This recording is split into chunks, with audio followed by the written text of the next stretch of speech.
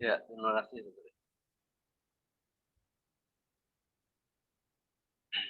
Baik, Bapak Ibu, terima kasih. Sebelumnya kita patut bersyukur bisa hari ini bisa untuk Bapak Ibu yang menjalankan ibadah puasa bulan Ramadan. Saya berharap Bapak Ibu tetap semangat karena itu adalah suatu jalan yang luar biasa ya. Nanti akan kita singgung juga di sini bahwa selain olahraga, puasa itu juga salah satu cara ya supaya kita sehat optimal. Baik, untuk menghemat waktu, saya mulai ya.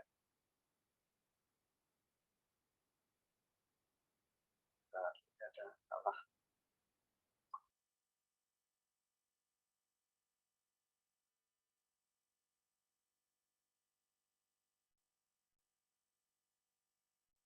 Ya, hari ini kita mau bahas tentang pentingnya olahraga, Bapak Ibu. Memang ini sering kita singgung sehari-hari, olahraga, olahraga. Dan beberapa orang yang bilang, wah ada yang bilang nggak sempat, ada yang bilang, wah berat karena posisi fisiknya sudah lemah dan sebagainya.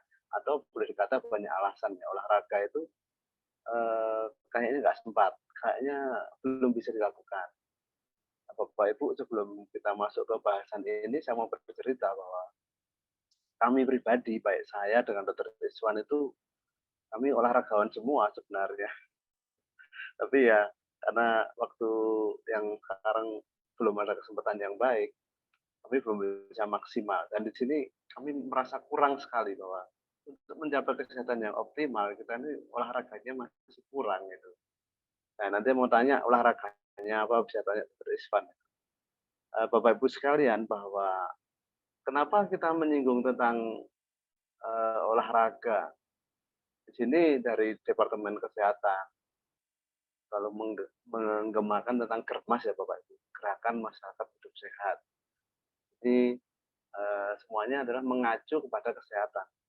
Demikian juga dengan pembahasan hari ini Bapak Ibu. Tentunya kita ini semua ingin hidup bahagia ya, dari waktu anak-anak, remaja, dewasa, bahkan hingga nanti menua ya. Kita tentunya ingin bahagia. Nah, bahagia itu akan terwujud kalau kita sehat optimal. Dan kesempatan kali ini kita mau bahas tentang olahraga sebagai salah satu kebutuhan pokok untuk menjaga kesehatan itu, Bapak Ibu. Jadi Bapak Ibu sekalian, bahwa Departemen Kesehatan selalu menggaungkan Germas. Jadi poin yang pertama itu melakukan aktivitas fisik. Ini adalah olahraga. Poin yang kedua, makan buah dan sayur dan tidak merokok, tidak mengkonsumsi minuman beralkohol. Ya, saya kira di sini nggak ada ya. Kemudian sering melakukan cek kesehatan secara berkala, menjaga lingkungan bersih atau sanitasi, dan menggunakan jamban. Ya, ini karena mungkin ya masyarakat Indonesia itu banyak yang di pelosok, ada beberapa yang belum mempunyai MCK ya. Jadi sampai ada kalimat menggunakan jamban, ini repot. Tapi itulah realitanya seperti itu, Bapak Ibu. Baik, Bapak Ibu, tentang tujuan olahraga akan kami singgung. Tujuan olahraga itu memang rata-rata untuk membangun fisik agar fisiknya kuat, kemudian membakar kalori di dalam tubuh dan menyehatkan jantung. Itu tiga elemen penting itu ya. Nah, seperti ini. Jadi supaya dia sehat harus membangun fisik. Kemudian untuk yang sudah mulai ini ya dewasa, kemudian menuju ke parubaya, biasanya akan meningkatkan koordinasi sistem saraf. Sudah mulai agak lupa dan sebagainya. Kemudian yang mungkin hidupnya sudah mulai ini melewati batas, tak terasa masuk obesitas. Maka mereka baru olahraga. Tujuan yang lain adalah mengurangi stres, dan menjaga kebugaran. Tapi ada beberapa juga untuk mengukur prestasi, Bapak Ibu. Dan bahkan cabang olahraga itu menjadi sarana penghasilan. Ini kalau kita bicara sebagai individu. Dan kalau negara menganggap bahwa olahraga ini pun sebagai sumber devisa, Bapak Ibu. Bapak Ibu bisa bayangkan bahwa kalau misalnya punya pemain olahraga kayak Ronaldo atau Lionel Messi sebagai pemain sepak bola profesional dunia, dia dengan bermain di luar negaranya, pasti dia akan pulang membawa devisa ya. Ya itulah, olahraga pun juga menjadi sumber devisa sebuah negara. Demikian juga kalau ada event-event olahraga, wow itu ada turis-turis yang berdatangan. Jadi olahraga itu penting dan sangat luas perannya Bapak Ibu. Tentu orang kalau ingin olahraga itu menginginkan, apa sih tujuan olahraga? Kalau sebagai profesional, tentu kalau olahraga itu tujuannya apa? Supaya kondisi badannya itu bugar, fresh dan fit, kemudian inderanya pun jadi lebih waspada, gerakannya efektif, kemudian tenaganya juga full power dan keluhan-keluhan sakitnya hilang.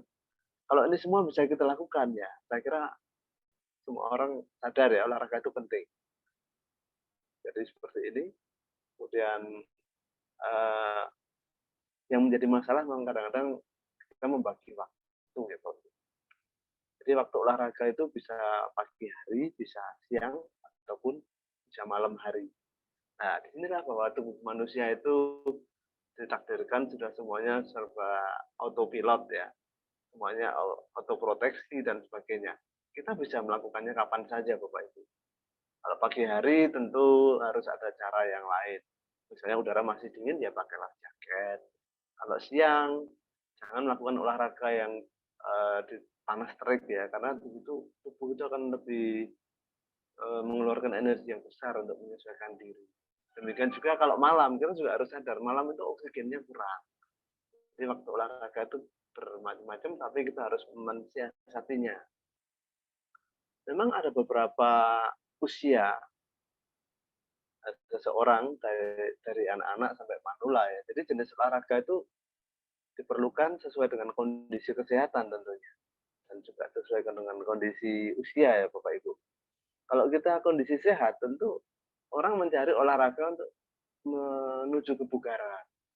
Tetapi pada kondisi yang lain, misalnya kondisi suatu saat kelelahan, ya jangan mencari olahraga yang memerlukan ini ya, pembakaran energi atau memerlukan otot ya. Tapi carilah olahraga yang sifatnya refreshing, santai.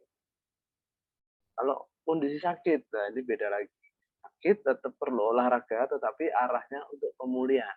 Jangan sampai pada waktu sakit dengan olahraga justru tambah parah nanti sakitnya. Nah, jenis-jenis olahraga itu banyak. Biasanya dibedakan ada dua, yaitu aerobik dan anaerob. Ya, seperti ini aerobik adalah pengkondisian kardio ya biasanya. Di pernafasan detak jantung itu akan meningkat dengan waktu yang terus berkelanjutan. Dan kalau anaerob adalah latihan yang melibatkan ledakan energi yang cepat, dilakukan dengan tenaga maksimal dalam waktu singkat. Yang aerob ini contohnya ya senam aerobik, kemudian sepeda itu juga aerob. Ya. Dan kalau anaerob itu misalnya badminton, kalau suatu saat melakukan smash itu perlu tenaga ledakan yang besar. Jadi Bapak Ibu bahwa perbedaan aerob dan anaerob itu dapat kita rasakan pada pernafasan dan kondisi jantung. Di sini Bapak Ibu bahwa respirasi dan detak jantung itu akan berbeda dalam aktivitas aerobik dan aktivitas anaerob. Oleh karena itu jenis olahraga ini harus disesuaikan dengan kondisi seseorang ya. Terutama yang mengalami masalah penurunan fungsi jantung dan sebagainya. Nah, karena ada beberapa tingkatan usia Bapak Ibu, maka olahraga itu tidak bisa dilakukan semua orang. Jadi untuk anak-anak pun ada cara khusus. Jadi idealnya untuk anak-anak itu olahraganya itu yang satu untuk menumbuhkan rasa percaya diri, menumbuhkan jiwa sportif, dan sarana bersosialisasi dan sosialisasi dan sebagainya. Olahraga yang ringan-ringan seperti ini, jadi menjongkok, memindahkan benda dan sebagainya. Ya sifatnya ceria itu boleh dilakukan untuk anak-anak. Nah, kalau anak-anak disuruh angkat beban, angkat besi, ya itu masih belum pas gitu Pak Ibu. Jadi salah satu contohnya adalah lari, squat, kemudian melompat, crab walk, yoga, sepak bola gimnastik, bersepeda itu boleh untuk anak-anak. Kalau untuk remaja itu itu boleh yang lebih keras, seperti voli, kemudian bela diri ya. Nah, ini olahraga keras, tentu resikonya juga tinggi. Kalau misalnya nggak waspada, tanpa disertai dengan alat protektor yang baik, bisa-bisa olahraga bukan menjadi suatu hal yang menguntungkan, tetapi justru bisa menjadi musibah, Bapak Ibu. Jadi pada olahraga pada usia remaja itu fokusnya adalah membesarkan otot, menguatkan tulang, otot, dan bentuknya biasanya melawan gravitasi. Jadi kayak lari, lompat. Untuk remaja putri dengan putra pun sebaiknya juga beda. Jadi remaja putri itu renang, bola voli, kemudian plank, kemudian yoga. Kalau untuk remaja putra, jalan kaki, lari, sepak bola, dan sebagainya. Ya, ini seperti itu. Namun saat ini juga karena mungkin masalah emansipasi ya, kadang-kadang olahraga yang pria pun dilakukan wanita. Ya, ini tentu harus ada persiapan khusus ya, dan juga harus ada antisipasinya. Karena kadang-kadang olahraga itu risikonya, sekali lagi risiko tinggi. Nanti kalau dilakukan perempuan, kadang-kadang perempuan itu dibanding laki-laki, tingkat kewaspadaannya lebih tinggi laki-laki. Itu harus diperhitungkan. Kemudian untuk yang ini ya, untuk manula atau untuk usia lanjut, jadi menurut Pusat Pengendalian dan Pencegahan Penyakit di Amerika, itu olahraga lansia itu idealnya dilakukan 150 menit per minggu atau bisa dilakukan 3 kali seminggu dengan durasi 30 menit per sesi olahraga. Nah, manfaatnya itu apa? Yaitu mencegah penyakit jantung, diabetes. Nah, ini mencegah ya Bapak Ibu, bukan menyembuhkan ya. Mencegah penyakit jantung, diabetes, stroke, dan melancarkan peredaran darah, kemudian memperkuat otot, mencegah demensia, memperbaiki kualitas hidup, mencegah stres, dan depresi pada lansia. Nah, olahraganya seperti ini, ada senam tai chi, jalan kaki, renang, yoga, dan sebagainya. Ada satu olahraga yang menyenangkan, saya pernah lihat di Bandung, olahraganya adalah dance, jadi dansa ya, mungkin untuk kalangan-kalangan yang suka musik dan suka gerak, itu boleh. Kita ambil sisi positifnya Bapak Ibu, karena ini adalah budaya barat ya tentunya. Jadi Bapak Ibu, olahraga manula itu fokusnya apa? Jadi adalah untuk melatih ketajaman berpikir ya. Karena biasanya manula itu lebih banyak ini ya, sering lupa, mudah terjadi gangguan ingatan dan sebagainya. Nah, kayak olahraga catur, main kartu, kemudian bernyanyi ya. Itu bernyanyi sebenarnya termasuk olahraga Bapak Ibu. Kenapa? Karena melibatkan otot pernafasan, kemudian paru-parunya semua bekerja, dan dengan bernyanyi pun bisa berkeringat juga karena semua otot itu ini ya akan mengalami peregangan juga penguatan. Jadi Bapak Ibu bahwa olahraga itu penting sekali, namun tentu kita harus mengakui bahwa olahraga itu ada batasan-batasannya, yaitu waktu, kemudian situasi lingkungannya seperti apa, warming up juga harus dilakukan, pemanasan ya, karena kalau tanpa warming up, biasanya risiko cederanya tinggi. Dan durasi, ada bapak-bapak main badminton. Main badminton untuk usia 60 tahun itu ya mungkin cukup satu set. Satu set itu sudah durasinya sudah sekitar 30 menit. Tapi sering usia 60 tahun main badminton bahkan sampai 4 set.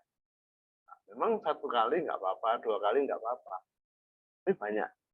Meskipun tidak terlapor ya, atau statistiknya, saya cari statistiknya itu nggak ada. Jadi serangan di lapangan itu banyak. Kenapa? Karena durasinya tadi. Kemudian juga dalam hal berkompetisi juga harus dipertimbangkan.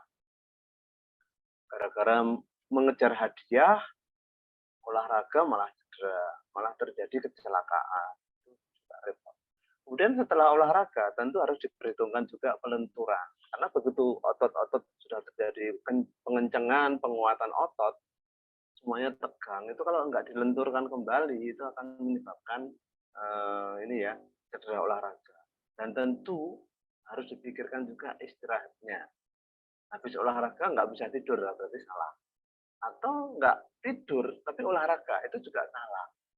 Karena saya pernah menemui kasus, ada teman baik saya itu hobinya olahraga berat.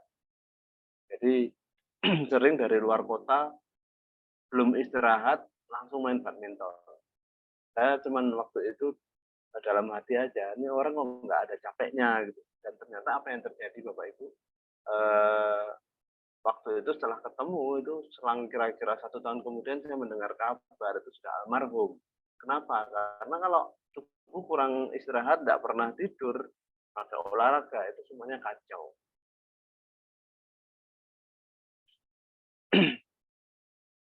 Dan macam-macam olahraga tentu ini ya sangat diinginkan ya dari bermacam. Tapi ternyata bahwa olahraga itu juga menimbulkan banyak risiko Bapak Ibu. Salah satunya adalah cedera. Jadi beberapa orang yang mengalami cedera itu sering mereka tidak sadar. Saya mengalami pusing, keseimbangan setelah berolahraga, bahkan dehidrasi, konsentrasinya terganggu, sesak nafas, kelelahan, kemudian nyeri dada, nyeri persendian, pingsan, bahkan ada yang sampai tidak tertolong Bapak Ibu. Nah seperti ini harus diperhitungkan karena kita ingin olahraga itu kita ambil manfaatnya, jangan ambil ruginya. Dan di gambar yang bawah sebelah kanan ini tolong hati-hati ya untuk Bapak Ibu yang sedang terkena diabetes yang belum terkontrol. Itu sering mereka ikut aja pendapat orang, oh olahraga yang baik itu tanpa alas kaki. Tapi ingat Bapak Ibu bahwa pada penderita diabetes karena terjadi gangguan neuropati perifer, sering kakinya itu mati rasa. Jadi jalan terus tahu-tahu keceblos paku nggak kerasa atau kena kerikil yang runcing tidak kerasa. Akhirnya justru olahraga jadi masalah. Mestinya kalau ikut program 4 bulan gula darahnya sudah normal. Tetapi kalau misalnya tidak dipersiapkan dengan baik, misalnya olahraga dengan tanpa alas kaki, baru masuk 1 bulan, akhirnya nggak bisa olahraga karena kakinya harus diselesaikan dulu. Gara-gara cedera, kemudian kakinya mengalami luka yang parah, akhirnya harus dirawat kaki, nggak bisa olahraga. Jadi kalau yang mengikuti program sembuh diabetes misalnya, ya itu akan memperlambat progres Bapak Ibu. Dan tentu kalau kita menyiapkan olahraga, kita harus juga menyiapkan nutrisi yang tepat. Ya, makanan yang sehat tentunya Bapak Ibu. Ya, pun sering kita lihat banyak orang olahraga ini atlet olahraga angkat besi, ada yang makannya seperti ini. Kemudian yang ikut fitness itu biasanya menyediakan suplemen tablet, suplemen minuman, vitamin dan sebagainya. Nah, seperti ini. Ya, persiapan itu perlu Bapak Ibu. Dan di sini adalah ada banyak pilihan. Tentunya kalau sudah mengenal konsep Karnus, ya nanti kita akan bisa memilih sesuatu yang bijak Bapak Ibu. Oh, kalau ingin olahraga, nutrisi yang tepat itu apa? Tentu pertimbangannya apa? Kita ini nggak hidup sekarang, kita masih perlu hidup puluhan tahun ke depan. Jangan sampai sekarang olahraga memang prestasinya bagus. Mata teman-teman kita kuat ya. Tetapi kalau memilih nutrisi yang nggak benar, nanti boro-boro di usia 10 tahun ke depan ginjalnya bermasalah, livernya bermasalah, dan sebagainya. Jadi sering kita lihat sebuah di media ya pemberitaan olahraga bahkan bisa membawa petaka. Ya, yang sebelah kiri ini pemain sepak bola dunia ya, jadi serangan jantung. Kemudian kemarin kita mendengar ada ibu-ibu ikut tarik tambang, tetapi karena kurang antisipasi justru karena terlalu kuat nariknya, malah terpelanting kepalanya kena batu, akhirnya juga tidak selamat. Dan ini juga pada waktu pandemi kemarin, orang ramai bersepeda, tapi waktu di tengah jalan malah tidak tertolong ya, terjadi serangan tidak tertolong. Ya seperti itu sering kita dengar Bapak Ibu. Dan di sini kami ingatkan bahwa kalau misalnya tekanan darah kita di atas normal, misalnya tensinya 140/90, itu hati-hati Bapak Ibu, itu sudah hipertensi termasuk. Diastolinya 90 itu sudah bermasalah. Kalau tekanan darah di atas 170/95 ini lebih parah ini. Atau sistolinya normal ya 135, tapi bawahnya 100. Atau sistolinya tinggi 180, meskipun bawahnya normal itu tidak aman Bapak Ibu. Sebaiknya jangan olahraga keras dulu. Atau jangan olahraga dulu lah. Selesaikan dulu masalah hipertensinya. Kenapa? Karena kalau misalnya kita kondisinya ada riwayat hipertensi, pada waktu kita olahraga, jantung kita itu memompa lebih kuat. Biasanya mungkin tensinya 140/90 misalnya.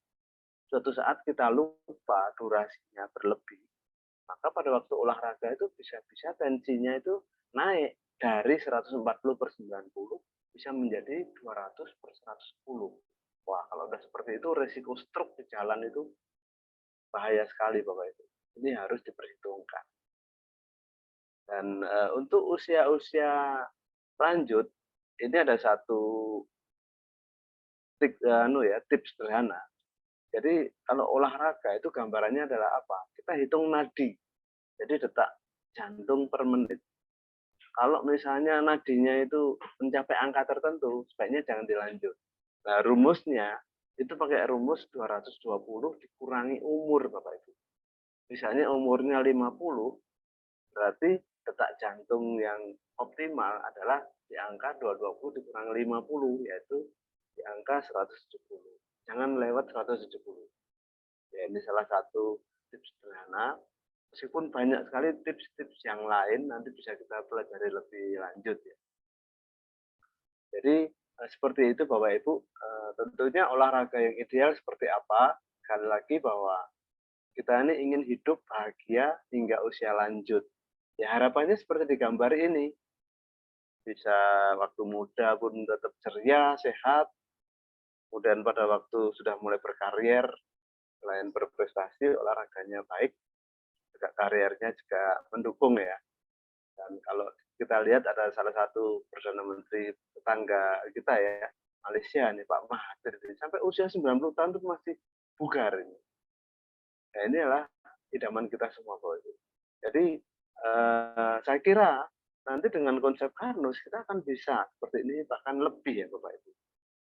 Jadi konsep Karnus dan olahraga itu berusaha menciptakan manusia yang sehat, yang sempurna kondisinya, kemudian sehat dengan fungsi algoritma tubuh yang sempurna, sesuai algoritma sang pencipta yang sudah sematkan. Dan bebas dari penyakit degeneratif, dan kuat dalam menghadapi berbagai tantangan fisik, lingkungan, dan juga suasana hati yang menyenangkan. Dan tentunya semua organ hingga tingkat sel tubuh itu bisa berfungsi baik, semua sel bisa mendapatkan nutrisinya, itu adalah sangat ideal Bapak Ibu.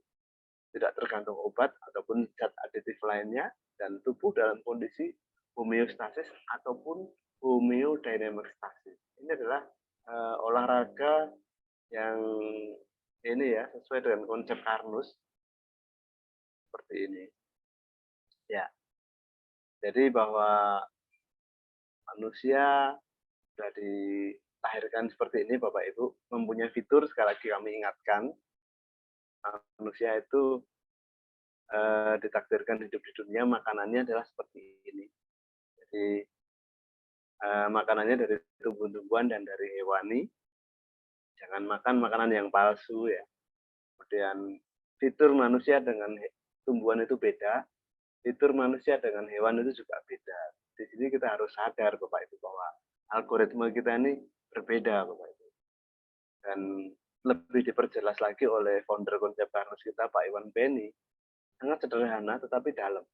Manusia sehat adalah manusia yang semua selnya dapat makan. Bapak Ibu sekalian, bahwa sel adalah kunci kehidupan manusia. Kalau kita ingin hidup sehat dengan olahraga, tentunya sel adalah merupakan pertimbangan awal ya. Karena sel merupakan bagian terkecil penyusun tubuh manusia dan mesin tubuh manusia adalah sel. Kalau selnya sudah baik, pembangkitan energinya baik, lakukan olahraga. Seperti ini, mesin akan berfungsi optimal.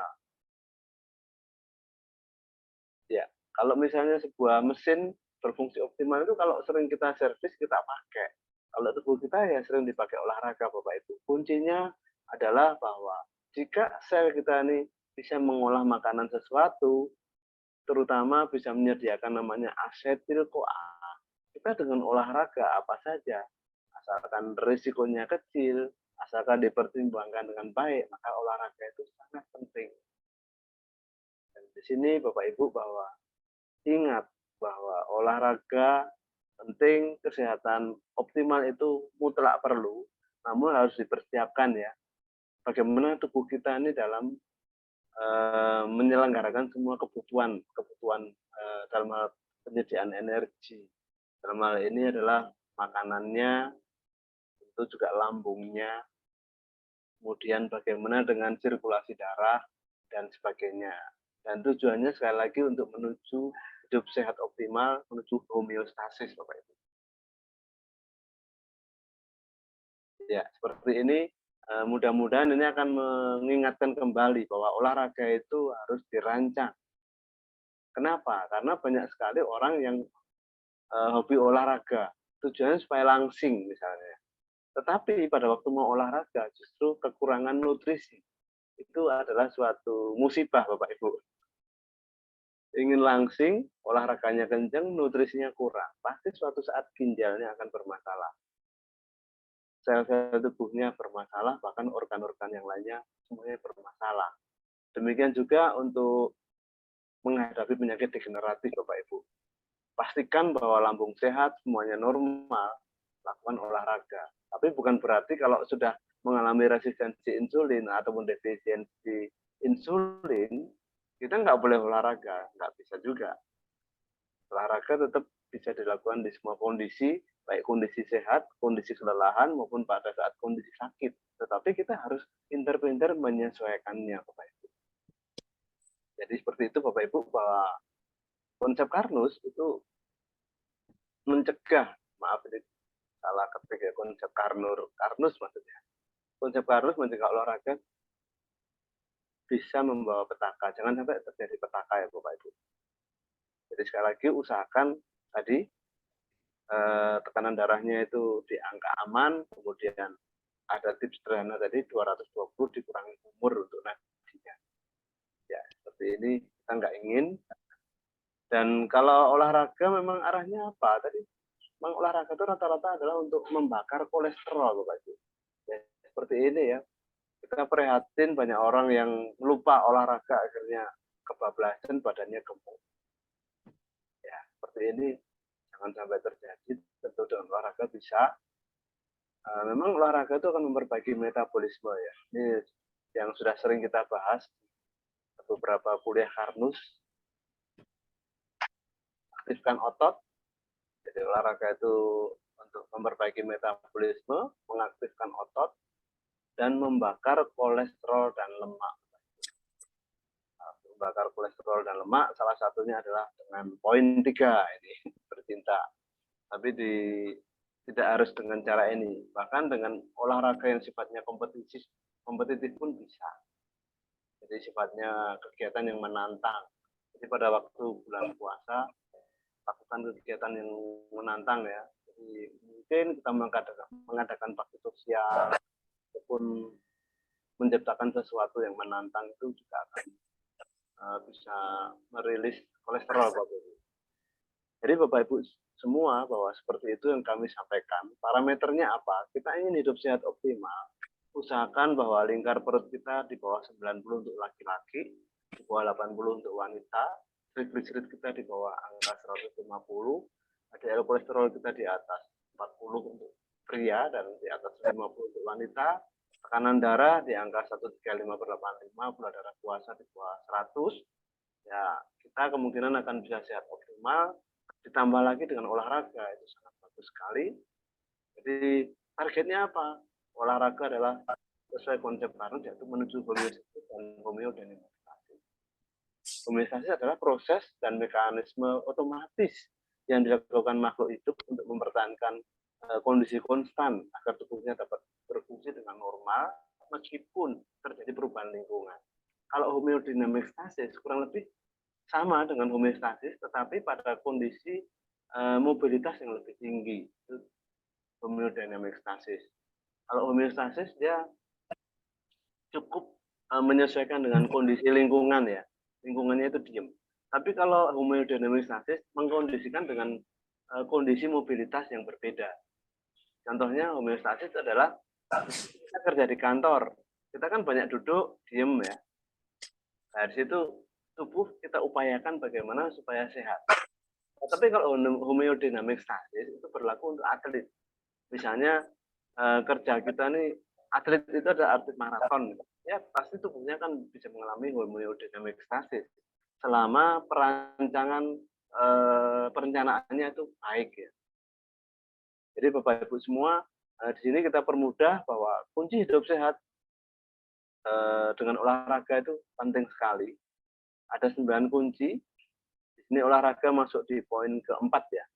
Tetapi ingat bahwa harus ada selalu melakukan edukasi kesehatan, konsep Barnes, dan rekonstruksi lambung, dan selalu mengecek ya, kontrol gula darah, kontrol tekanan darah, dan sebagainya. Olahraga teratur dan terukur, kemudian cukup istirahat, dan lancar ekskresinya, yaitu BAB, BAK, dan cukup paparan sinar matahari pagi ya. Nah ini tadi belum sempat kita singgung. Jadi paparan sinar matahari pagi itu penting.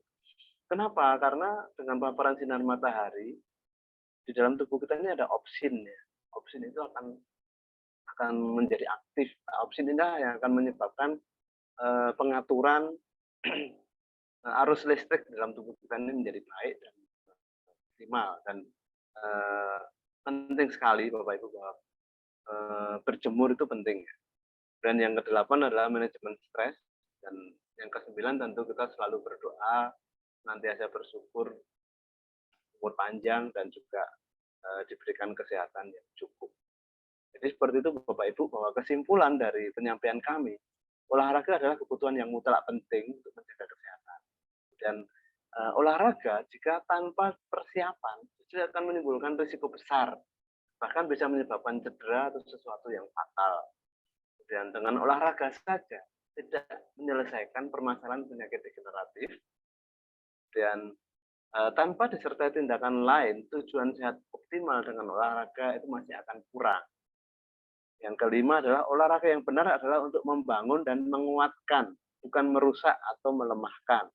Yang keenam, tingkat kesehatan yang sehat alami akan bisa dicapai optimal, salah satunya dengan olahraga.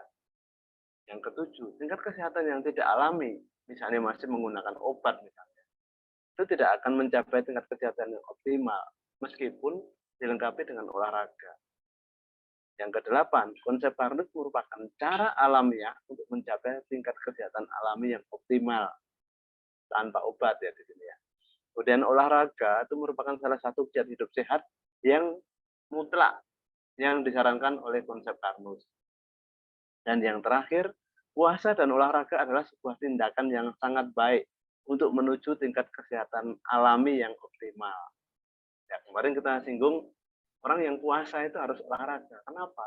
Karena pada waktu puasa itu dari switching ya, pemakaian energi dari biasanya memakai energi gula, kita berpuasa menggunakan energi lemak atau kolesterol.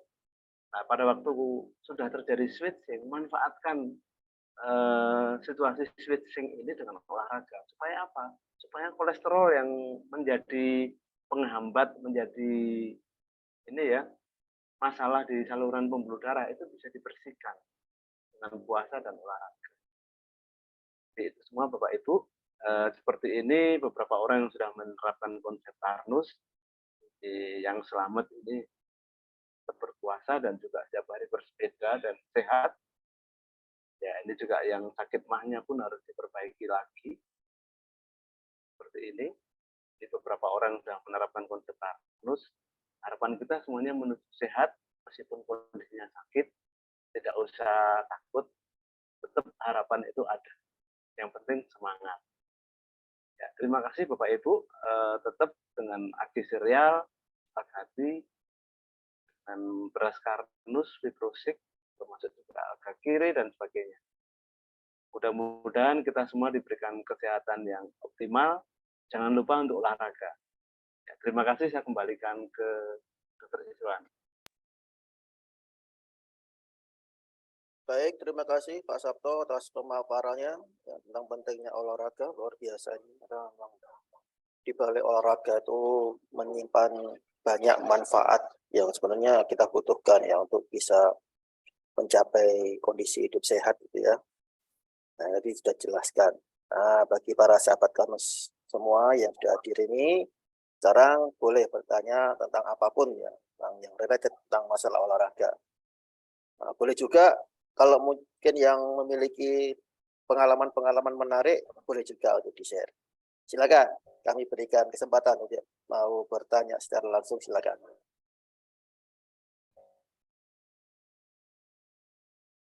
Ada yang mau bertanya, silakan langsung bisa di-unmute.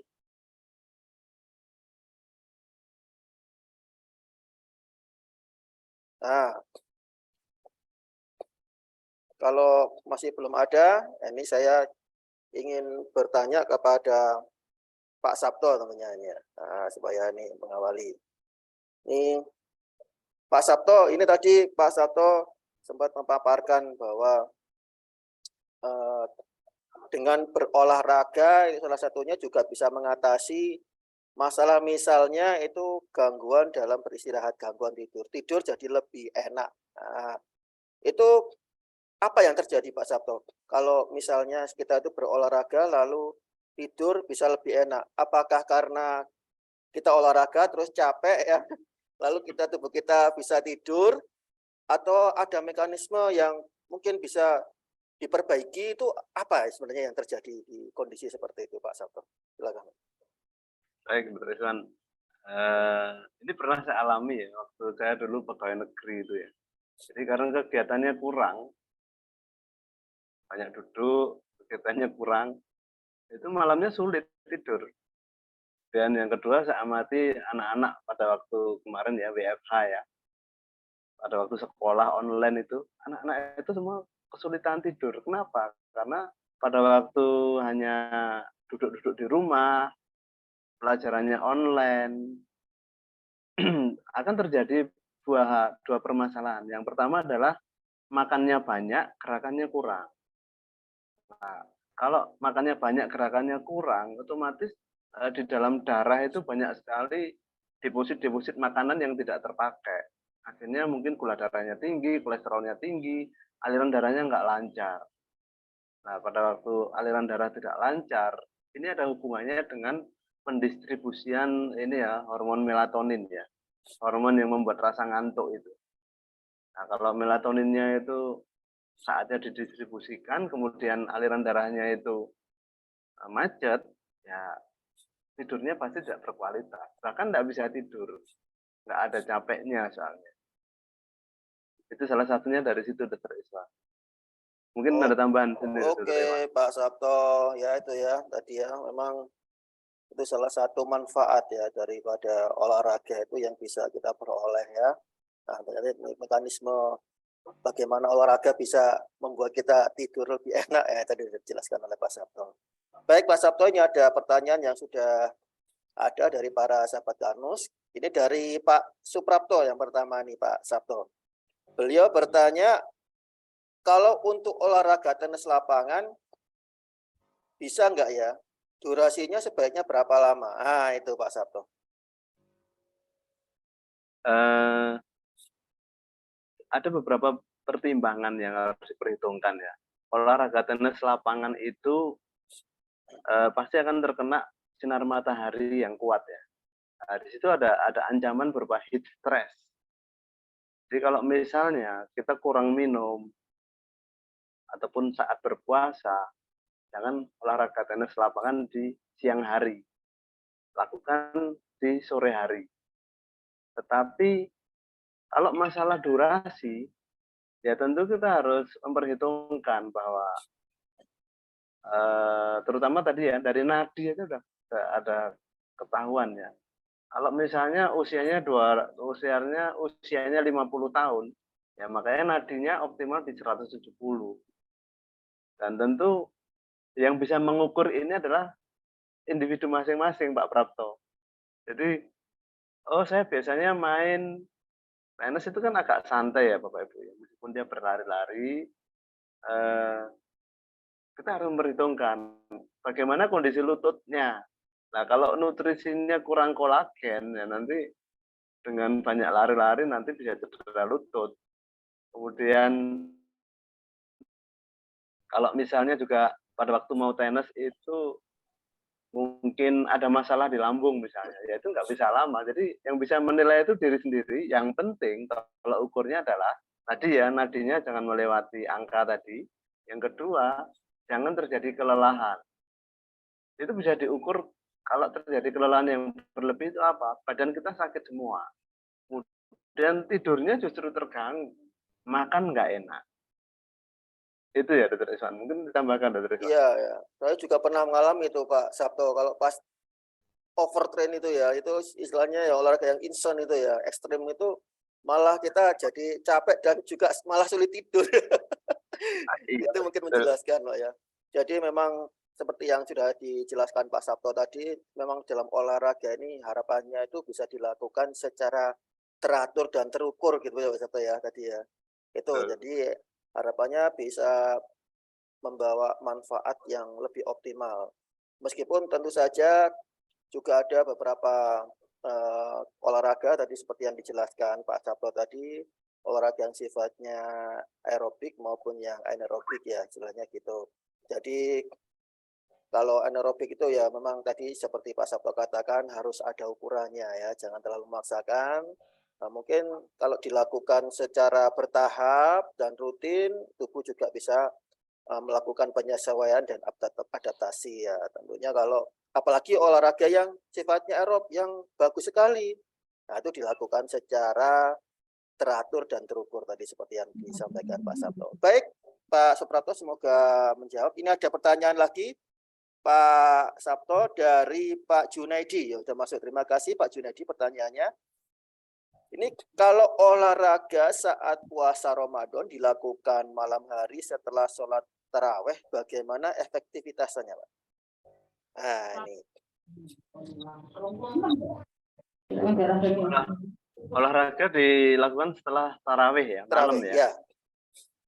Ya, tadi kita singgung bahwa olahraga malam itu, ada beberapa yang harus kita perhitungkan, yaitu oksigennya kan kurang ya, meskipun tubuh kita sudah menyesuaikan diri.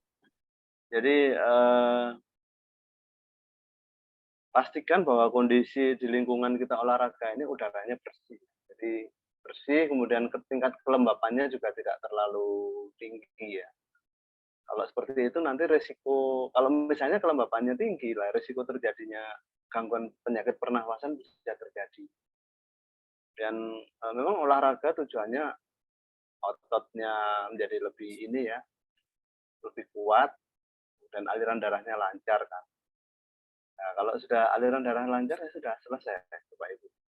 Jadi sebenarnya olahraga yang kalau dari teman-teman ya, pada waktu menjalankan ibadah puasa ini lebih enak itu olahraganya itu setelah sekitar jam 4 ya.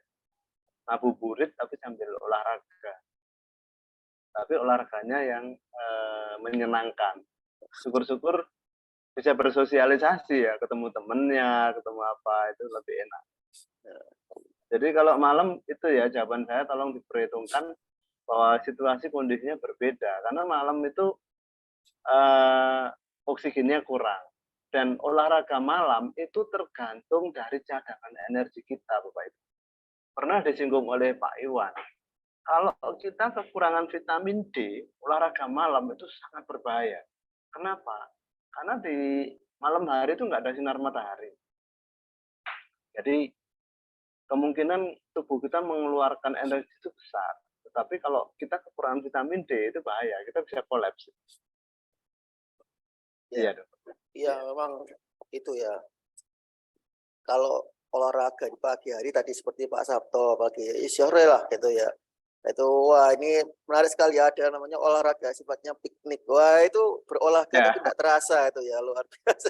Jadi ada olahraga secara fisik tapi juga ada olahraga secara psikis itu ya, seneng ya. Dan tadi dikatakan Pak Sabto bahwa olahraga itu ternyata bisa salah satunya juga bisa meningkatkan hormon endorfin. Wah, luar biasa ya. Jadi kelihatannya stres habis olahraga capek ya, kelihatannya letih. Tapi setelah beberapa saat malah terlihat segar. Wah, itu luar biasanya olahraga itu Mas. Ya, itu ya, ya. Ya, ya semoga itu ya. Memang tadi bagaimana dijelaskan oleh Pak Sabto bahwa memang ada banyak pertimbangan kalau olahraga itu dilakukan pada malam hari, harus dengan perhitungan yang matang. Salah satunya tadi ada suatu kondisi di mana harus dengan pertimbangan apabila kita tidak dalam kondisi yang optimal. Ya karena memang salah satunya memang olahraga di malam hari itu menguras ya. Menguras salah satunya juga tadi itu cadangan vitamin D itu tadi ya. Apabila kita sudah tidak normal, dikuras lagi. Wah ini tentu sangat berbahaya bagi tubuh kita tentunya. Ya, meskipun juga memiliki manfaat, tapi apabila ada waktu lain yang kita lakukan yang bisa memberikan hasil yang lebih optimal, nah kita usahakan di situ saja ya. Ini ya. ada pertanyaan berikutnya Pak Sabto dari Pak Rahmat Mampa. Nah, ini ada pertanyaan. Terima kasih pertanyaannya.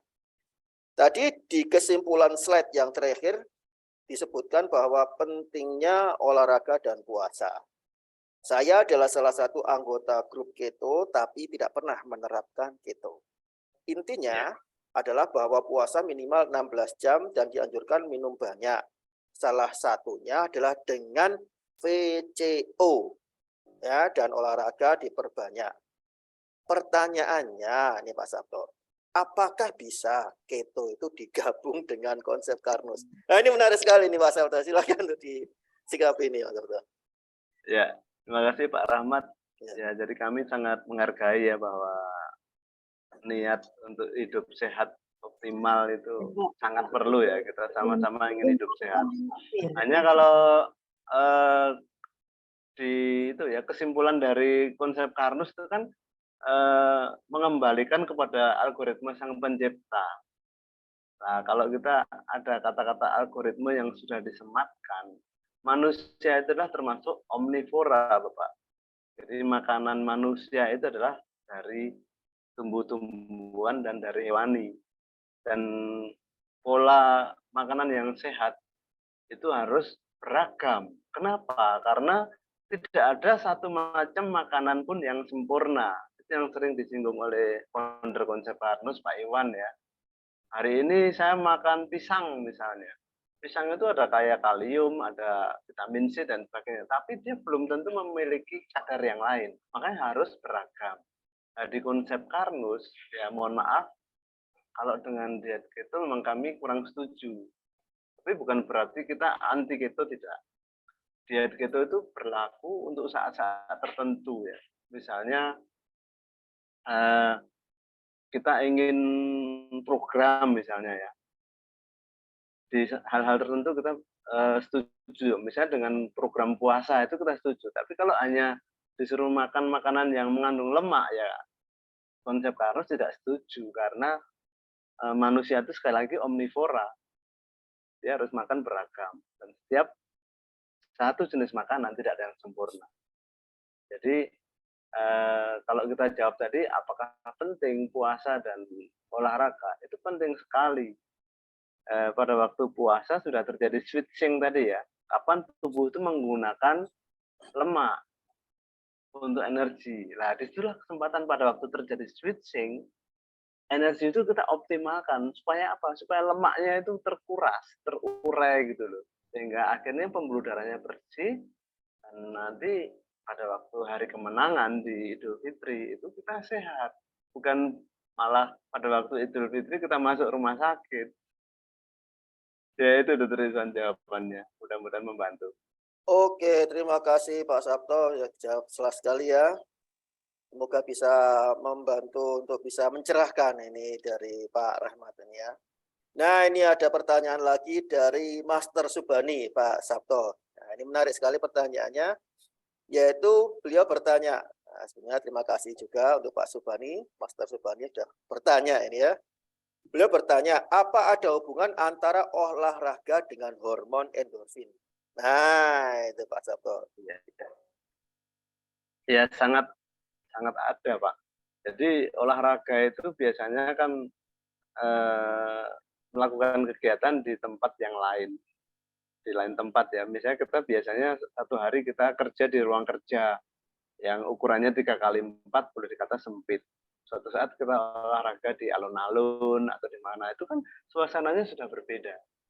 Memang bukan olahraganya, tetapi tindakan kita untuk melakukan olahraga tadi akan membawa kita ke suasana yang lain. Itu dalam hal suasananya saja sudah mendukung pengeluaran hormon endorfin, Pak. Kemudian di sisi lain kita ketemu dengan alat yang unik misalnya. Oh, kalau kita olahraga apa? Olahraga badminton. Kita baru lihat namanya raket sama itu ya, bola shuttlecock yang dianyam oleh pengrajin-pengrajin itu baru kita lihat itu udah seneng. Itu endorfin keluar. Belum lagi suasana yang lain, ketemu temen, ketemu apa yang semuanya ceria. Wah, itu luar biasa. Yang mengingatkan kita, syukur-syukur pas ketemu olahraga sambil ngasih pinjaman tanpa cicilan misalnya. Itu akan seperti itu, guyonannya seperti itu ya. Dan endorfin itu akan lebih terangsang untuk keluar seperti itu, Pak. Tapi ingat bahwa kalau tadi kita singgung bahwa olahraga bukan satu-satunya penyelesaian. Nah, pada orang-orang yang bermasalah dengan gangguan lambung, yang kekurangan makanan mengandung protein, ya tetap kekurangan endorfin, Pak. Kenapa? Karena meskipun disuruh olahraga, endorfin itu kan sumbernya dari lambung yang sehat dan makanan yang berprotein. Nah, itu harus juga harus harus diperhitungkan itu, Pak. Jadi jelas ya bahwa olahraga meningkatkan endorfin, setuju, Pak. Tetapi olahraga bukan satu-satunya ya. Itu. Terima kasih. Iya, ternyata kita itu juga jangan cuman olahraga aja, tapi yang penting dilaksanakan dan diterapkan dulu konsep Arnusnya ya. Nah, tadi itu sudah yang dijelaskan oleh Pak Sabto itu ya, 9 langkah itu ya, tidak tinggalan itu.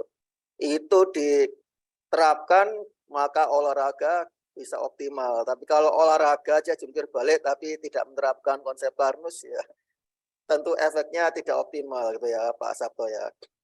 Ya, itu salah satunya tadi bahwa memang aktivitas fisik itu tentu berpengaruh ya terhadap tubuh kita, tidak bisa dilepaskan karena related ya. Karena aktivitas fisik itu juga bisa meningkatkan aktivitas sistem secara pusat ya, termasuk pelepasan neurotransmitter ya seperti dopamin, norepinefrin dan serotonin yang juga akan bisa merangsang produksi endorfin ya tentu saja. Terutama bagi yang itu ya olahraga yang sifatnya aerobik dan dilakukan berulangan ya. Misalnya seperti bersepeda ya, kemudian lari-lari kecil ya, kemudian pengulangan seperti itu akan juga bisa merangsang untuk timbulnya endorfin. Tadi saya jelaskan juga selain endorfin, ini yang bagus juga bisa ternyata juga berhubungan dengan mengurangi hormon stres. Nah ini ya, sudahlah dia meningkatkan endorfin, dia juga bisa mengurangi hormon stres yang bisa memicu terjadinya kondisi depresi ya, stres itu ya, yaitu hormon kortisol itu ya. Nah ini ya, jadi karena memang salah satunya kenapa itu terpicu, salah satunya dengan olahraga diharapkan juga sistem sirkulasi kita juga makin baik, terutama juga sirkulasi yang ke sistem saraf pusat tentunya itu, sehingga mekanisme di situ yang positif itu bisa terjadi ya, terutama untuk perangsangan hormon endorfin maupun juga penghambatan produksi hormon kortisol tentunya. Demikian Master Subhani, semoga mencerahkan. Nah, ini ada yang bertanya ini, tamu penting ini Pak Sabto yang bertanya ini. Nah, sebenarnya harusnya beliau yang memberikan masukan ya, untuk masukan-masukan kepada para sahabat Karno semua ya. Dokter Ari ini bertanya, wah sudah terhormat sekali ini Dokter Ari, sudah selalu bergabung ya, dokter yang selalu dekat dengan sahabat Karno semua ini. Baik Pak Sabto, Dokter Ari ini bertanya, energi utama yang dibutuhkan pada saat olahraga apakah berasal dari glukosa? Itu Pak Sabto. Mungkin bisa sharing ya, bukan kita menjawab tapi sharing lah, ini pengalaman Dokter Ari mungkin nanti bisa Iya. Silakan Pak Sabto untuk di. Ya, Dokter Ari ini saya nggak jawab deh, saya cerita pengalaman di Dokter Ari. Dokter Ari udah banyak pengalaman dari saya. Iya. Jadi gini Dok, pernah Pak Iwan kan menyatakan kalau kita ingin konsumsi glukosa itu jangan makan buah. Itu saya ngalami sendiri Dok. Jadi waktu kecil itu di lingkungan rumah pekarangan saya itu banyak sekali tumbuh-tumbuhan kayak jambu air yang manis itu setiap hari ada jambu, sawo, kemudian ada belimbing dan sebagainya. Itu saya waktu kecil itu hobinya main sepak bola ya. Kemudian saya nggak pernah konsumsi teh manis, itu nggak pernah. Jadi hanya makan buah itu. Saya pikir udah cukup. Nggak taunya saya kelas 4 SD itu liver saya bengkak Dok. Jadi livernya bengkak. Saya baru ingat setelah Pak Iwan bilang ternyata fruktosa itu harus dirubah dulu menjadi glukosa. Yang merubah glukosa menjadi glukosa adalah liver. Nah, liver disuruh merubah glukosa, suruh merubah fruktosa dari glukosa, tapi livernya sendiri belum dapat modalnya kan glukosa. Iya. Akhirnya bengkak. Ya itu pengalaman saya seperti itu Dokter. Iya. Ya, karena begini kan. Silakan. Dulu saya kan olahraga jalan, pernah ikut jalan tuh 20 kilo. Nah itu kan dianjurkan waktu itu ya supaya mengganti energi cepat, makan nyangu gula merah sama kelapa muda. Jadi kan di sini di Pamekasan ada namanya olahraga tradisional dulu ya, tiap tahun. Jauhnya 20 kilo dan malam hari lagi. Saya ikut waktu itu tahun berapa ya, 2017 mungkin apa 2016 ya gitu. Nah itu anjurannya satu yang ini bahwa ini ngunyah gula merah itu, gula aren itu ya, sama kelapa muda. Ya, memang saya laksanakan ya, memang agak capek tapi tetap minum sepanjang jalan, tetap nyangu air itu ya, sebelum berangkat juga makan. Maksud saya untuk energi ini tetap dari glukosa atau yang tadi itu yang ini, yang gula aren ya itu. Ya kita diskusi Dok ya. Gula aren itu kan nggak salah kan polisakarida ya. Dia ada saccharose, ada glukosanya juga. Jadi saya kira masih lebih untung konsumsi itu Dok daripada waktu saya masih kecil hanya makan buah itu. Liver saya bengkak. Jadi sebelum dia mengolah gula yang lain, liver sudah dapat glukosanya Dok. Jadi dia sudah ada modal untuk mengolah glukosa. Dan yang sering kita dengar dari Pak Iwan bahwa otot itu lebih cenderung menggunakan glukosa dibanding lemak ya.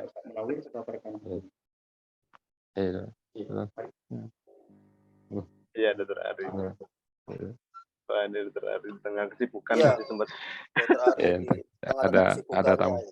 Iya silakan Dokter. Saya lagi dinas Dokter. Ya Dokter. Jadi memang kalau masalah itu ya Dokter Ari ya, kalau misalnya apa yang dipergunakan itu sebenarnya semuanya itu yang pertama itu kan akan mempergunakan glukosa itu sebagai sumber energi ya. Glukosa, dan kemudian apabila glukosa itu kemudian sudah habis, kemudian dari cadangan karbohidrat yang berupa glikogen ya. Glikogen habis, baru kemudian cadangan lemak ya, berupa asam lemak itu yang akan dipergunakan. Itu untuk aktivitas olahraga yang sifatnya keras ya, mendadak tadi itu yang dijelaskan, misalnya proses anaerob yang membutuhkan ledakan energi itu memang proses untuk produksi ATP anaerob itu membutuhkan dari sistem yang itu ya, sistem anaerobik ya. Jadi itu akan melibatkan proses yang glikolisis yang sifatnya anaerob ya, sehingga akan mengakibatkan produksi asam laktat yang besar sekali gitu. Sebenarnya seperti itu ya. Jadi kapasitas anaerobnya yang ditingkatkan itu ya. Jadi kelelahan otot itu akan bisa terjadi lebih besar tentunya, tapi juga aktivitas anaerob itu juga bisa memiliki keuntungan juga. Jadi bukan sesuatu yang buruk juga. Misalnya bahkan meningkatkan kekuatan otot, itu bisa dilakukan seperti itu dengan olahraga beban maupun olahraga yang sifatnya mendadak, misalnya sprint dan sebagainya. Itu juga memiliki efektivitas dan manfaat tentunya. Nah, tapi yang kita sarankan untuk bisa bermanfaat untuk sistem kardiovaskuler, memperkuat asupan kapasitas paru, untuk kemudian sistem kardiovaskuler itu lebih banyak kepada efek yang olahraga yang dilakukan secara aerob. Kalau olahraga kardio ya. Demikian Dokter Ari, mungkin ada masukan untuk sahabat-sahabat Karnus semua untuk masalah olahraga ini kan, misalnya kan program di Puskesmas kan ada. Termasuk mengunyah permen kan kadang-kadang kita dianjurkan ya, waktu itu memang disamai permen juga ya. Permen kan glukosa berarti ya, permen. Iya. Glukosa juga. Betul Dokter. Nah, kemudian ini kan saya pernah dapatin yang penelitian yang dilakukan ini ya di kesebelasan Sidoarjo ya. Iya. Oh iya. Dengan agati itu untuk energizing itu Bang ya. Recovery ini jadi ketika pertandingan untuk meningkatkan performa ini Algati. Halo, iya Dokter, silakan, kami dengar Dokter. Ya. Recovery ya. Kedengaran ya? Iya, Dokter. Ya. Ini putus-putus, ini jaringan memang di sini tidak stabil. Ya, di mana saja problem itu Dokter ya.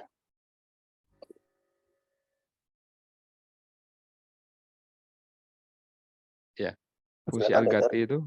Ya. Ya Dok, emang di itu ya waktu kita penelitian di SD Sidoarjo itu ada satu parameter, jadi setelah diberikan nutrisi berupa alga cereal, alga kire yang dicampur ya, terus sama algati itu mereka cepat anunya Dok, performanya itu kembali stabil cepat. Salah satu contoh gini, ada anak yang sebelum konsumsi ya, katakan aja dia pada waktu dia posisinya itu santai, itu tensinya itu misalnya 120/80, gitu ya Dok. Kemudian dia lakukan olahraga aktivitas fisik, tensinya naik Dok, dari 120/80 naik menjadi 150/85 misalnya. Nah, untuk kembali ke tensi awal tadi, 120/80, itu mereka lama Dok. Kira-kira perlu waktu sekitar 2-3 jam baru dia, bahkan lebih. Ada yang 4 jam baru tensinya ke 120/80 lagi. Tetapi pada waktu dikasih alga cereal sama alga kire plus algati, anak-anak itu lebih cepat Dok. Biasanya kalau tadi naik jadi 135/85 misalnya, dia kembali ke 120/80 perlu 4 jam. Kalau dikasih produk alga cereal, alga kire sama algati, itu hanya setengah jam sudah normal Dok. Itu datanya ada, masih saya simpan itu. Dan anaknya nggak ada rasa capeknya, kemudian kalau misalnya kondisi kembali stabil itu cepat, itu anaknya nggak emosinan Dok. Makanya kalau main bola itu disenggol sedikit berkelahi itu ya seperti itu. Kenapa? Tekanan darahnya naik, semuanya naik, kortisolnya pun juga meningkat, Mhm. stresnya tinggi dong. Glukosa Jadinya kurang, iya bener, udah mhm, marah dia. mhm, iya Ya iya. makanya, yang udah menerapkan konsep Karnus ini lebih cepat stabil biasanya Dokter. Dan nanti ya Ah, pada pertanyaan begini, Pak, waktu apakah Algati itu bisa sebagai energi tinggi. cepat untuk memulihkan ini ya? Karena kemarin gini, waktu kemarin, tahun kemarin ini, kan ada penilaian ya, penilaian kebugaran pegawai. Waktu itu saya sempat dapat masukan dari Pak Iya, Iwan ya, "Wis anu, nyangu Algati aja, minum." iya, Saya saya minum beneran, saya sebelum berangkat itu minum ya, karena waktu itu dites kebugaran, tes cepat, lari sebanyak apa, 10 menit, berapa kilo ini, gitu kan. Kan cepet-cepetan tuh. Nah, iya. memang terasa itu anunya, apa, menurut saya ya, kecepatan ininya, nggak capek. Waktu itu saya dapat juara 2 ya, dapat coklat ya. Wih, selamat ya. Heeh. Ini apa memang seperti seperti apa, energizer atau apa, ganti itu, seperti itu gitu ya. Iya, Atau karena saya sebelumnya sudah biasa pakai sereal, nah gitu. gitu. Nah itu gimana kalau ini, untuk Algati dia penerapannya? lebih lebih membuka jalur sirkulasi darah dong. Jadi Oh, ya ya ya. gini, Untuk lebih ke kalau sirkulasi misalnya darahnya orang itu ya? itu jalur sirkulasi darahnya nggak lancar, padahal punya nggak ada jalur tadi ya. Kalau aliran Oh, darahnya itu buruk, ya ya ya ya ya. otomatis dia kurang kuat. Jadi begitu aliran darahnya dibuka sama Algati ya otomatis sudah langsung lebih cepat ngambil gitu. Masalahnya di situ Oh, aja. ya ya Tetap ya. bahwa energi itu Oh, dari glukosa dan sumber energi lain. lebih ke ininya ya, apa, pelancaran aliran darahnya itu ya? Iya Iya, iya iya iya. kelanjutan Paham. darahnya. Dan Mhm. itu ditambah dengan Dokter Ali sudah menerapkan konsep Karnus yang udah lama. Wah, kondisinya ternyata manfaatnya baru tahu itu. Wah, ternyata Iya. itu jadi muaranya ya gitu. Iya iya iya Luar iya iya. biasa. Iya iya, Iya. siap siap. Ya, ada yang mau ditambahkan dokter mungkin untuk saran-saran untuk sahabat Karnus semua yang sudah Saran hadir di cukup. sini untuk masalah Iya, olahraga mhm, ini dokter. iya. Berarti anu ya, untuk misalnya membangun satu kesebelasan, satu tim, itu kan harus lengkap juga ini ya, apa, ketika mau diterapkan konsep kardusnya itu Alga series itu ya. Kemudian pada waktu pertandingan, bawa Algati itu ya, tuh minum Iya, jeda minum atau apa, kan seperti itu ya? betul. Kan nanti gitu ya. Karena begini, saya dapat laporan dari bidan, bidan saya kan instruktur ya, instruktur, terus yang saya ini, beli Algati juga ke saya, terus anu, ini sama teman-teman, "Loh kamu itu kok seperti tidak ada capek padahal kamu sudah seusia Wah, 40." Seperti itu waduh, sampean. ya ya ya. Saya gini, "Ini apa apa re-energizing cepat atau apa ya?" Sekarang saya baru ngerti nih, Algati untuk anu ya, untuk sirkulasinya lebih lancar ya. Sirkulasi lebih lancar. Dan Jadi Jadinya memang jangan menarik capek. kalau kalau kita bicara di kaum hawa ya, Dok. Saya tuh sering Hmm, iri sama kaum hawa ya, kaum wanita ya. Itu bedanya gini, memang laki-laki itu sombong ya, dia kuat, bisa mengangkat beban katakannya 50 kilo laki-laki kuat, perempuan nggak mhm. kuat. Tetapi dalam hal endurance, Endurance betul. endurance-nya itu wanita luar biasa, Dok. Makanya dia nggendong si kecil dari pagi sampai malam, kuat, Dok. Coba disuruh Mhm. gendong bapaknya, kuat. Dan di situ kita ada satu hipotesa bahwa wanita itu cadangan energinya banyak. Jadi, Mhm tubuhnya itu punya kelebihan selama dia tidak menstruasi selama dia masih mens ya, Dok. mhm Kelebihan dari hormon-hormonnya itu dia cepat, ini menyimpan energi. Makanya ya maaf ya bentuk fisiknya kan berbeda. Jadi, bentuk fisiknya tuh cepat kalau, gizinya bagus itu cepat ya dari kurus menjadi, poco-poco istilahnya kalau orang Manado. Jadi dari kurus menjadi ideal ya. Beda laki-laki itu harus dengan ini dong, supaya dia badannya kurus dia harus dengan latihan beban dan sebagainya. Kalau wanita nggak usah itu bisa. Cukup latihan gendongan. Oh, Iya. ini contoh sempurna Bahkan ya Pak ya, kalau Benar biasanya benar. berarti kalau bapak-bapak ini mewakili anaerob, ibu-ibu mewakili aerob ini. Betul betul betul. Aduh, ya ya ya. Iya iya, benar benar.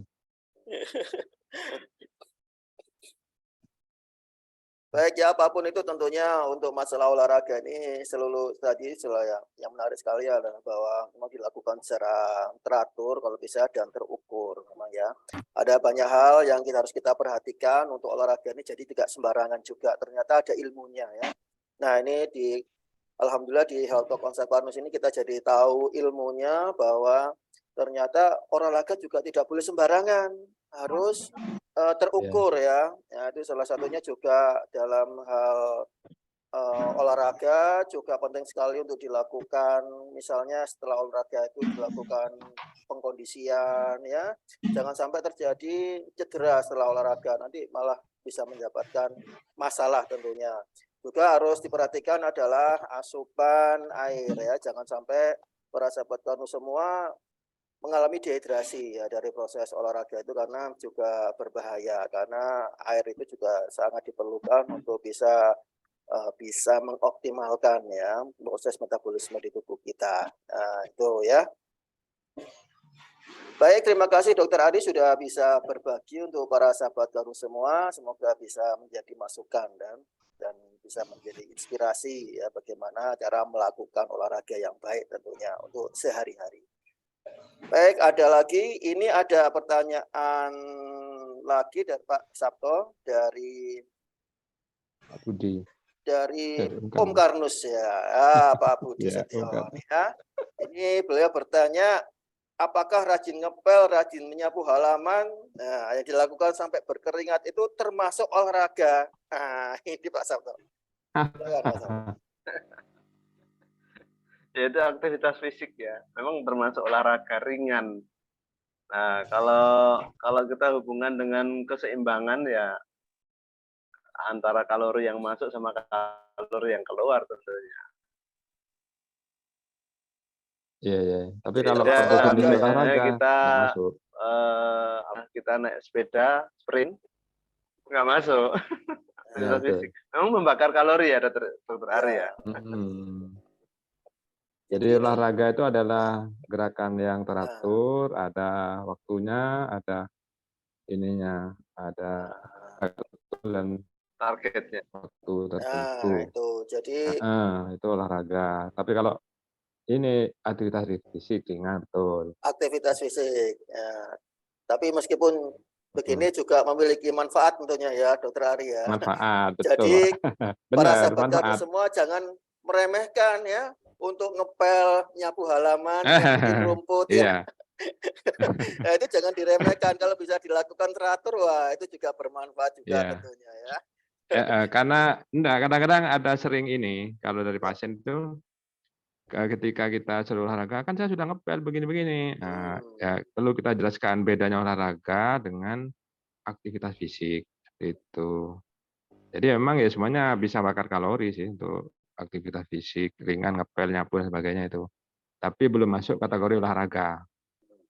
Seperti itu. Karena ini ya dok ya, karena jantungnya nggak sempat terpacu ya dok ya. Betul. Spot jantungnya belum ada, belum masuk, kecuali ngepelnya sambil lari-lari. Nah, itu. Jadi butuh yang sifatnya intensitasnya agak gitu ya. Nyuci pakai bukan cuci ini, bukan pakai mesin cuci. Ya. Dibucek. Ini sambil lari gitu ya. Nimbo air, itu baru itu olahraga. Ya. Itu. Nimbo air untuk ngisi jeding gitu ya istilahnya gitu bak ya. mandinya, bak cucinya, terus dikucek di apa itu ngumbah, bener-bener itu. Gitu Spot ya. jantungnya ada sedikit.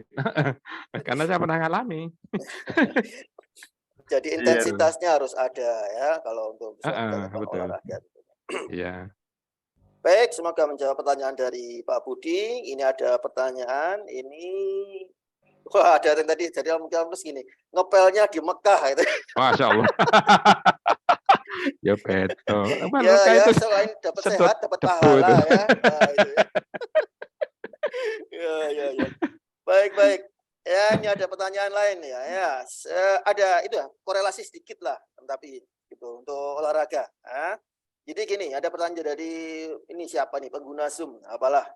Untuk mendapatkan manfaat vitamin D, berjemur sebaiknya jam berapa dan durasinya berapa menit? Nggak apa-apa Pak Sabto, diberikan asupan Ya. untuk beliau. Ya, untuk asupan vitamin D berjemurnya itu nanti kita pertimbangannya kapan matahari mengeluarkan UVB ya, UVB ya. UVB Ya, ya. kalau UVB itu dominan di jam 10 sampai jam 13. Nah, berapa lama? Itu average-nya 15 menit. Tetapi kalau dari gejala fisik ya pokoknya sampai apa ya, kulitnya kemerahan, stop lah, jangan sampai terbakar kulitnya.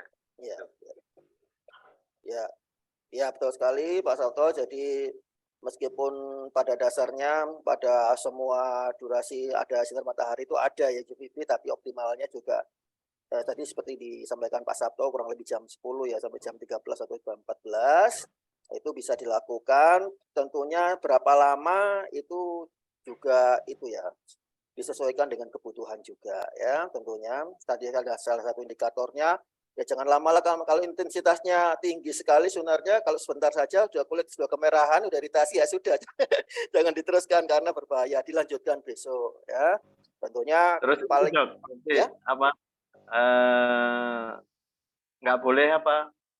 Jadi kalau misalnya berjemur ya. itu akan percuma kalau berjemurnya pakai lengan panjang. Nah, Kemudian apa, Dok? Tadi tolong diingatkan lambung dan sebagainya itu. juga betul sekali Pak Sabto ya. Jadi yang terutama adalah bisa terpapar secara langsung ya antara kulit dengan sinar matahari. Menerapkan konsep karnus itu wajib. Ya, sinar matahari berjemur sampai hitam, tapi tidak menerapkan konsep karnus juga manfaatnya juga tidak akan bisa maksimal.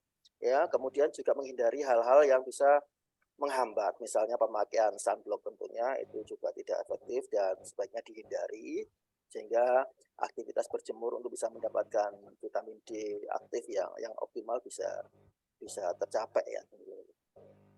Jadi kurang lebih seperti itu untuk pengguna Zoom, wah siapapun itu ya tunggu aja nanti tanggal mainnya kita akan mengadakan itu ya edukasi untuk vitamin D ini lebih komplit dan lebih detail.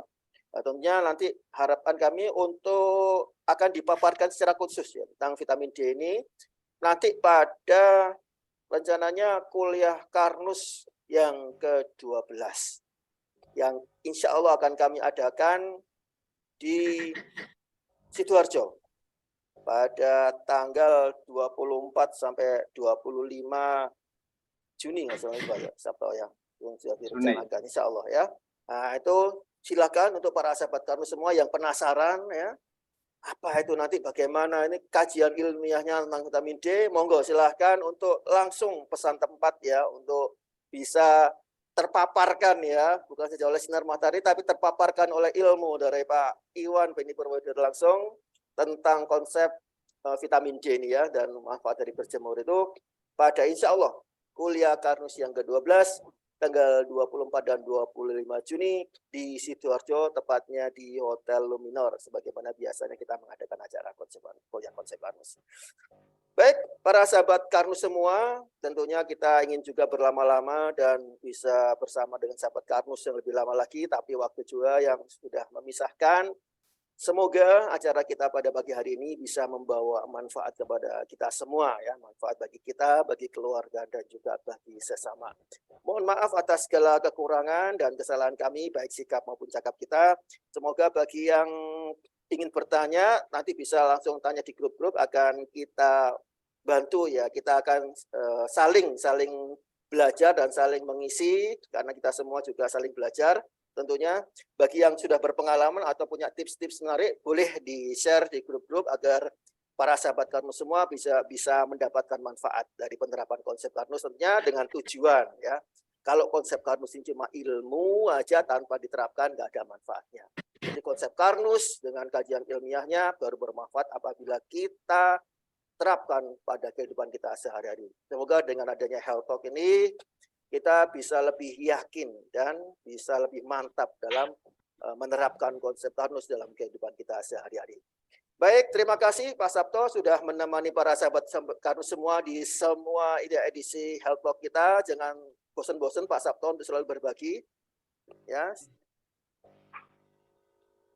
Semoga bermanfaat juga bagi kita semua. Untuk itu marilah kita akhirkan perjumpaan kita pada pagi hari ini dengan membaca hamdalah, istighfar dan doa. Ya, alhamdulillahirabbil alamin. Astaghfirullahaladzim. Subhanakallah bihamdik. Asyhadu an la ilaha illa anta astaghfiruka wa atubu ilaik. Terima kasih sahabat Karnus semua yang sudah bergabung. Terima kasih Dr. Ari, ya, dan semua sahabat Karnus yang tidak bisa saya sebutkan satu persatu. Kami tunggu selalu kehadirannya dalam serial-serial Health Talk kami berikutnya yang akan kami rutin adakan. Baik, semoga bermanfaat. Sampai jumpa pada edisi Health Talk berikutnya. Kami dari tim Health Advisor Konsep Karnus menyampaikan terima kasih yang sebesar-besarnya kepada Anda semua sahabat Karnus. Wassalamualaikum warahmatullahi wabarakatuh. Waalaikumsalam warahmatullahi wabarakatuh.